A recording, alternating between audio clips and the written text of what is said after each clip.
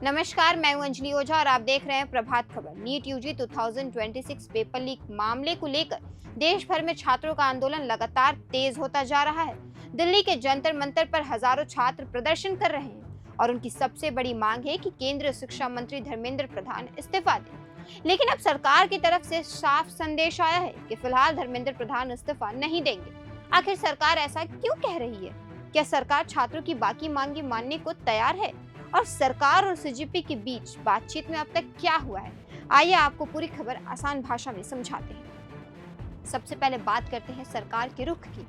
सरकार के एक वरिष्ठ अधिकारी के मुताबिक धर्मेंद्र प्रधान को इस्तीफा देने की कोई जरूरत नहीं है, क्योंकि सरकार का मानना है कि नीट पेपर लीक में उनकी कोई व्यक्तिगत भूमिका नहीं थी। सरकार का कहना है कि किसी परीक्षा में गड़बड़ी होना और किसी मंत्री का सीधे तौर पर उसमें शामिल होना दोनों अलग अलग बातें हैं, इसलिए सिर्फ शिक्षा मंत्री होने के कारण उन्हें जिम्मेदार नहीं ठहराया जा सकता। सरकार यह भी कह रही है कि जैसे ही पेपर लीक की जानकारी मिली, दोबारा परीक्षा कराने का फैसला लिया गया और पूरी प्रक्रिया को सफलतापूर्वक पूरा किया गया। सरकार का मानना है कि उसने संकट के समय जरूरी कदम उठाए। अब बात करते हैं आंदोलन की। दिल्ली के जंतर मंतर पर कॉकरोच जनता पार्टी यानी सीजेपी के नेतृत्व में हजारों छात्र कई दिनों से प्रदर्शन कर रहे हैं।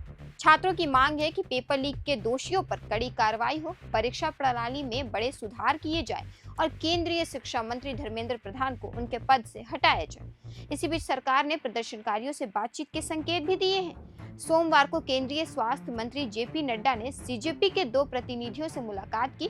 इनमें संगठन के प्रवक्ता सौरभ दास भी शामिल थे। बैठक में छात्रों की मांगों पर चर्चा हुई और जेपी नड्डा ने भरोसा दिलाया कि सरकार इस पूरे मामले पर गंभीरता से विचार करेगी। इसके बाद गृह मंत्री अमित शाह, शिक्षा मंत्री धर्मेंद्र प्रधान, स्वास्थ्य मंत्री जेपी नड्डा, केंद्रीय मंत्री पीयूष गोयल और दूसरे वरिष्ठ नेताओं के बीच कई दौर की बैठकें हुई। सरकार ने सीजेपी को दोबारा बातचीत का प्रस्ताव भी दिया है, लेकिन सीजेपी का कहना है कि वह अगली बैठक तभी करेगा जब सरकार वास्तव में उनके मांगों पर ठोस कदम उठाने की मंशा दिखाएंगे।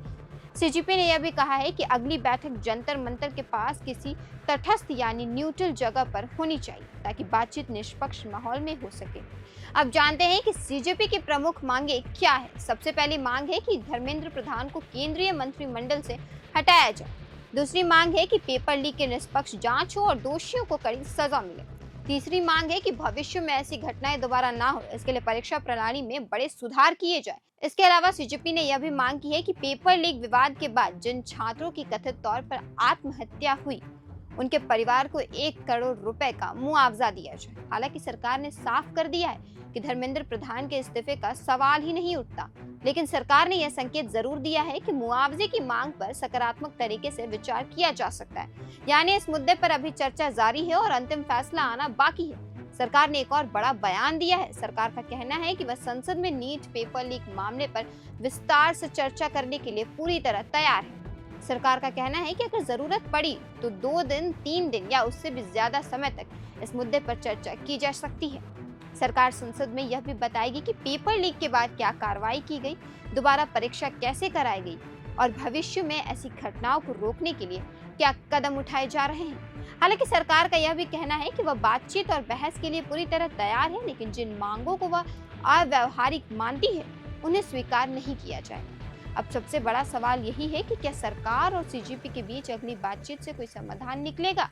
क्या छात्रों की बाकी मांगों पर सहमति बन पाएगी और क्या नीट विवाद जल्द खत्म होगा? इन सवालों के जवाब आने वाले दिनों में सामने आएंगे। फिलहाल इस पूरे मामले पर आपकी क्या राय है? क्या शिक्षा मंत्री को इस्तीफा देना चाहिए या पहले जांच पूरी होने का इंतजार करना चाहिए? अपनी राय हमें कमेंट करके जरूर बताएं और ऐसी हर बड़ी अपडेट के लिए देखते रहें प्रभात खबर। धन्यवाद।